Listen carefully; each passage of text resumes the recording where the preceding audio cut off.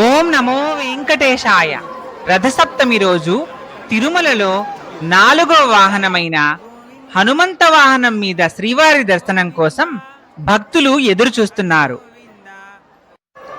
గజరాజులు, వివిధ సంప్రదాయ నృత్యాలు ప్రదర్శిస్తున్న కళాకారులు వస్తుండగా వారి వెనుకనే స్వామివారు హనుమంత వాహనం మీద భక్తులకు దర్శనమిస్తూ వస్తున్నారు. కృతేతు నారసింహో భూత్ త్రేతాయం రఘునందన ద్వాపరే వాసుదేవచ్చ కలౌ వెంకటనాయక. కృతయుగంలో నరసింహస్వామి, త్రేతాయుగంలో శ్రీరాముడు, ద్వాపర యుగంలో శ్రీకృష్ణుడు, కలియుగములో వెంకటేశ్వరుడు ఒక్కరే.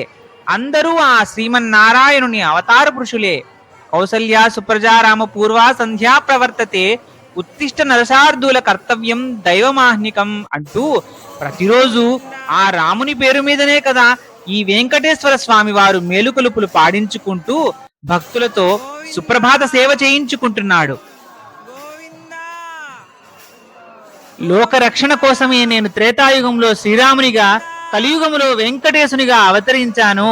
ఆ విషయాన్ని భక్తులకు జ్ఞాపకం చేయడం కోసమే స్వామివారి అనన్య భక్తుడైన హనుమంతుడిని అధిరోహించి వెంకటాద్రి రాముడిగా భక్తులకు దర్శనమిస్తున్నాడు స్వామివారు. హనుమంతుడు దాస్య భక్తికి ప్రతీక. భక్తజనులారా, మీరు హనుమంతుని వలె నాకు దాసులై అనన్య భక్తులై అభీష్ట సిద్ధిని పొందండి, కృతార్థులు కండి, నా సేవలో తరించండి అని ఉపదేశిస్తూ స్వామివారు భక్తులకు దర్శనమిస్తూ ముందుకు కదిలారు. రామరావణ యుద్ధంలో రావణుడు రథంపై నుండి యుద్ధం చేస్తుండగా శ్రీరాముడు హనుమంతుని భుజంపైనెక్కి రావణుడితో యుద్ధం చేశాడట. హనుమంతుడు భగవంతుని కంటే భక్తుడే బలవంతుడని నిరూపించాడు. భగవంతుని కంటే భగవన్నామమే శరణ్యమని మనకు దృఢపరిచాడు. ఈ దేశంలో శ్రీరాముని భక్తుల కంటే హనుమంతుని భక్తులే అధికంగా ఉన్నారనడంలో ఎటువంటి అతిశయోక్తి లేదు కదా. కేసరి భార్య అయిన అంజనాదేవి వెంకటాద్రిలో ఆకాశగంగా తీర్థ సమీపంలో తపస్సు చేసి తపఫలితంగా హనుమంతుడిని ప్రసవించింది. హనుమంతుని జన్మస్థానము ఆకాశగంగా తీరము. అక్కడ ఉన్న పర్వతానికి అంజనాచలం అనే పేరు కలిగింది. అంజనాపుత్రుడు అంజనాద్రీసునకు ఆ అంజనాద్రీసుడైనటువంటి వెంకటేశ్వరునికి వాహనమై భక్తులకు ఈ విధంగా భక్తిలో ఉన్న శక్తిని బోధిస్తున్నాడు. ఇతడు గాబోలేలిక బంటును నైరి మితిలేని రాఘవుడు మేటి హనుమంతుడు జలధి బంధించి దాటి చెలపట్టి రాఘవుడు అలరి ఊరకే దాటే హనుమంతుడు అలుకతో రావణుని ఎదుటనిచేనతడు తలచి మైరావణుని దండించనితడు అంటూ అన్నమాచార్యుల వారు హనుమంతుడిని ప్రస్తుతించారు. శ్రీ వైష్ణవ సంప్రదాయంలో గరుడుని పెరియ తిరువడిగాను, హనుమంతుడిని సిరియ తిరువడిగాను గౌరవిస్తారు. అందుకు కారణము గరుత్మంతుడు అన్ని యుగాలలో సదా విష్ణుదేవుని వాహనంగా సేవకుడిగా ఉన్నాడు. హనుమంతుడు త్రేతాయుగములో శ్రీరాముడిని సేవించి తరించాడు. ఓం నమో వెంకటేశాయ. హనుమంత వాహనం మీద స్వామివారు దర్శనమిచ్చి వెళ్ళగానే మళ్ళీ గజరాజులు రాగానే భక్తులందరూ అలర్ట్ అయ్యారు. గ్యాలరీలో ఉన్న భక్తులు అదిగో గజరాజుల వెంట పల్లకీలో చక్రతాళ్వారును చక్రస్నానానికి తీసుకుని వెళ్తున్నారు.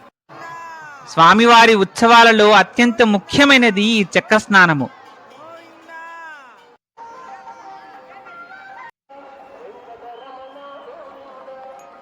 స్వామివారి అభిషేక జలాన్ని అర్చకులు పూతోభవ అని ముందుగా తమ మీద చల్లుకొని తర్వాత భక్తులందరి మీద చల్లుతారు. దేవతామూర్తులకు వస్త్రాలంకారం చేసి నివేదన చేస్తారు. సుదర్శన చక్రతాళ్వారుకు మాత్రమే స్వామి పుష్కరిణిలో పవిత్ర స్నానం జరుగుతుంది. ఉత్సవము వెంకటేశ్వర స్వామి యజమానిగా, అవబృధము చక్రతాళ్వారుకు అంటే స్వామివారి సేవకుడికి జరుగుతుందన్నమాట. అందుకే ఆ అవబృధ స్నానానికి చక్ర స్నానం అనే పేరు వచ్చింది. ఆ సమయంలోనే అర్చకులు భక్తులందరూ పవిత్ర స్వామి పుష్కరిణిలో స్నానం చేసి పవిత్రులవుతారు.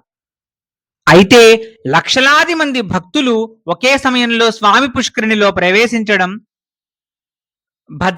భద్రతా కారణాలకు లోనవుతుంది. కాబట్టి చక్రస్నానం జరిగే సమయంలో కొందరిని మాత్రమే స్వామి పుష్కరిణి వద్దకు అనుమతిస్తారు. చక్రస్నానం పూర్తయిన తరువాత భక్తులు స్వామి పుష్కరిణిలో ప్రవేశించి పవిత్ర స్నానాలు ఆచరించవచ్చు.